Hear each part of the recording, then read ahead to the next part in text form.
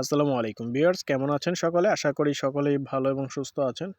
আলহামদুলিল্লাহ, আপনাদের মাঝে নতুন একটি ভিডিও নিয়ে উপস্থিত হয়েছি। আর এটি হচ্ছে আমার নিজের খামারের একটি ভিডিও।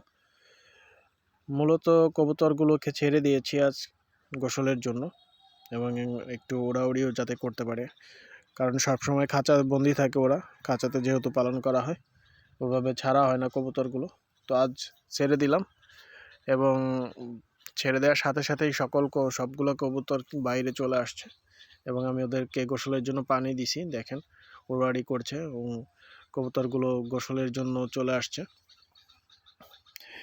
এই যে সকালে গোসল করতে নেমে গেছে। তো ওদের আজকে মূলত পিকনিক চলছে। ওরা খুব মনের আনন্দে গোসল করছে দেখুন। আর এখানে আমি পানির সাথে বায়োসেভ মিশিয়ে দিয়েছি, জীবাণুনাশক, যাতে ওদের শরীরে কোনো ব্যাকটেরিয়া বা জীবাণু আক্রমণ করলে সেগুলো ধ্বংস হয়ে যায়।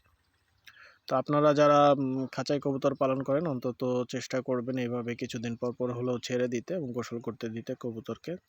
এতে করে কবুতরের সুস্থতার হার বৃদ্ধি পায় ও রোগ প্রতিরোধ ক্ষমতাও বৃদ্ধি পায় এবং ওরা মানে মনের দিক থেকে ওরা একটু উৎফুল্ল থাকে, যেহেতু খাঁচায় সবসময় বন্দি থাকে। তো আমার কবুতরগুলো এভাবে গোসল করছে, সবগুলো কবুতরই আলহামদুলিল্লাহ গোসল করে নিয়েছে। তো এরা এভাবে কিছুক্ষণ ছাড়া থাকবে, এরপরে আমি আবার ওদেরকে খাঁচায় দিয়ে দিব।